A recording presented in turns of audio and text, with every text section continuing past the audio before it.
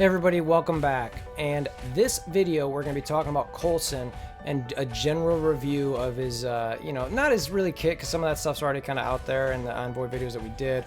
Talk about it a little bit, but primarily some of the stats and the T4s and how he kind of ranks in the game. So, he's coming out through a milestone. I'm not sure how long that's going to take some people. Currently it's showing as 180 shards.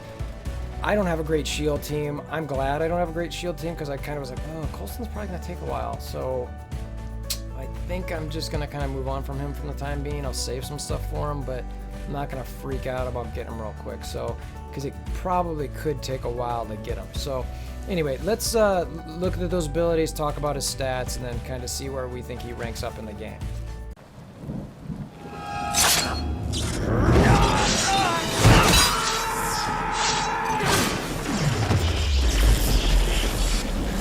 Bring me WolverThor! Alright, so like we said, we can't unlock him. He's in the game, but he's not in the game. So his basic, this is all about attacking primary target and chaining, counterattack breaks. As this gets bigger, you're still, damage to primary and secondary. There's some speed bar reduction to targets, which is nice. As far as a basic goes, I think it's a pretty solid basic when you're attacking and reducing speed bar. So, it's a good use there. Special.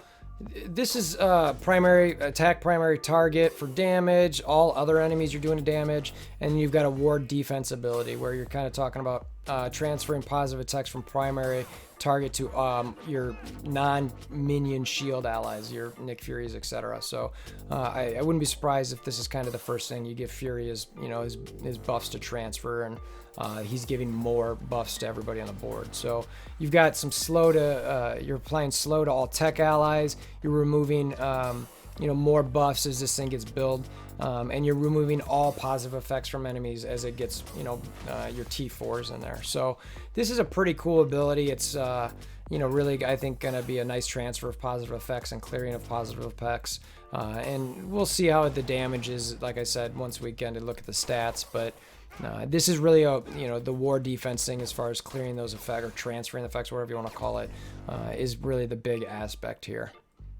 Ultimate war defense, clearing positive effects from the enemy with the most damage. You're calling allies to attack that same person, and then you're attacking all allies. So as you kind of get more into this, you're clearing more effects. You're applying defense down and a taunt to the enemy with the most damage. So it's like you can keep hitting that enemy. So the idea is here, it's like, let's get down the person who does the most damage.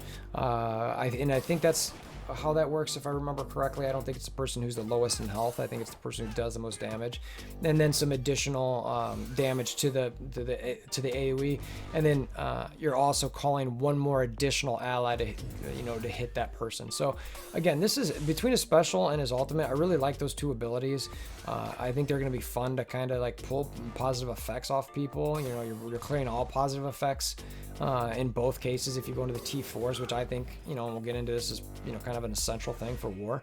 So that's where we got this one, and let's look at his passive real quick. The agent, this is really about his health.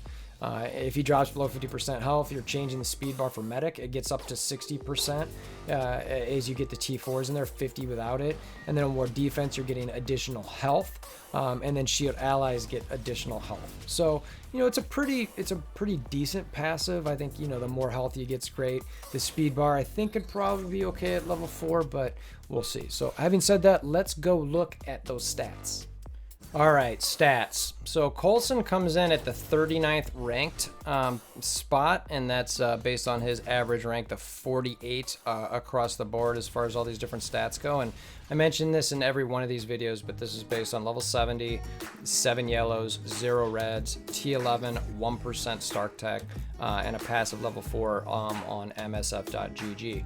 Reason is that I think that's a reasonably attainable stat level, again, outside of 7 yellow stars, but the rest of them are pretty reasonable. I'm not going to 75 yet on this thing. I think I will probably soon-ish, but the gold there and the gold crunch, it's just, I can't do it yet. So I barely turned 71. I think I got 1 and 2 characters to 71, and that was it. I'm like, oh, I can't I don't have the gold for the rest. So anyway, first stat, health, comes in at 84th. This is really low, 61,000 or 62,000 health. So, but at the rank 84, that's pretty bad.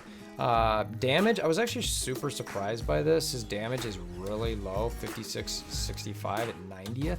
It's kind of like, okay, I thought he'd maybe do some more damage, but I guess he is kind of pulling some folks together and clearing things, so it's really going to be about some other stats there. Armor, 30th. I was, again, a bit surprised by that. I'm like, I get the metal hand, but it's like, well, the rest of them, he just want a suit. So, anyway, he's pretty high for the armor, 4579. Okay, fine. And then focus, which the part I was a bit surprised by. So he's ranked 51st. You know, to me, I'd want that to be higher, considering he's supposed to be, you know, clearing buffs and transferring them. And if any of that resists, that'd be kind of a pain, you know. And I'm trying to remember. I'm not a big shield guy, meaning I haven't focused on them a lot. I don't recall any like focus increase on that team, so you know, hopefully that's high enough. If not, his kit could be real problematic. So I'd be a little weary there. His resistance is nice. It's insanely high. Again, you know, similar to his, you know, armor. I'm kind of like, what do we need this for? You know, but anyway, it's high, so that's nice. And then his speed is 20th in the game, so he's super fast, or he's pretty fast. But those other stats there, I mean, to me, I'd want his focus higher and his damage higher. And then I'm not sure I care about his resistance and armor, but we'll see. There's a lot of people hyped about him, you know, coming in at 39. This is much higher than the, you know, the last couple I've done. The Fantastic Four outside of Invisible Woman and Namor were all higher than this. But, you know, this is pretty solid. So, and his kit, I think, is really the part that just people are focused on, rightfully so. And if you've got a good shield team and, you know, you want to potentially move him toward defense, I think, you know, he could be a good addition, even though I think it's going to take forever through the milestones, unless you're ready to drop some cash if they make those offers available. Obviously, they've only had one Captain Marvel offer, and they just recently did it, which, by the way, had they done that a while ago, I'm sure they would have gotten so many more, because, I mean, me particularly, I grinded pretty hard to try to get her in the milestones. And I'm so close to 7 now, I'm like, I'm not going to pay money. I'm just going to wait till the drops and the milestones happen. So anyway, don't wait too long, Foxnex, if you actually want to make some money off of that.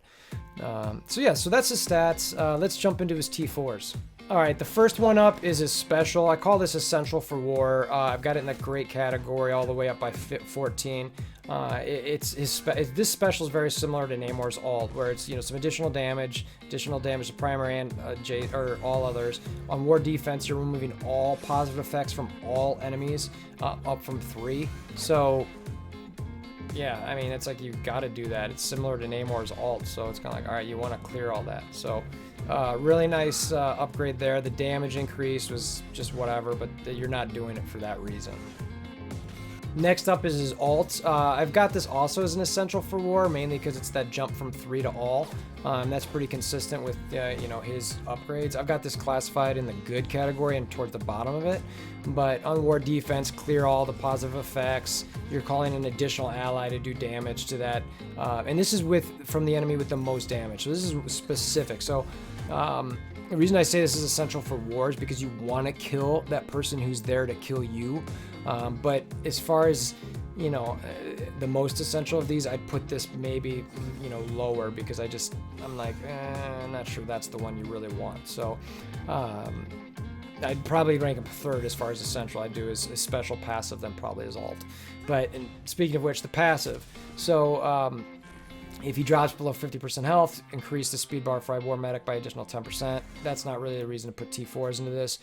The additional max health, that's nice. The shield allies max health, that's also nice. For me, the part that's really good about this is on spawn applying immunity to all shield allies. So the part instead of 4, the part that I like about this is it becomes essentially a Brotherhood counter. So in theory, the Brotherhood can't just come in and blind them all. You know what I mean? So it's like, okay, go ahead, Brotherhood, blind them, and then shield gets to go.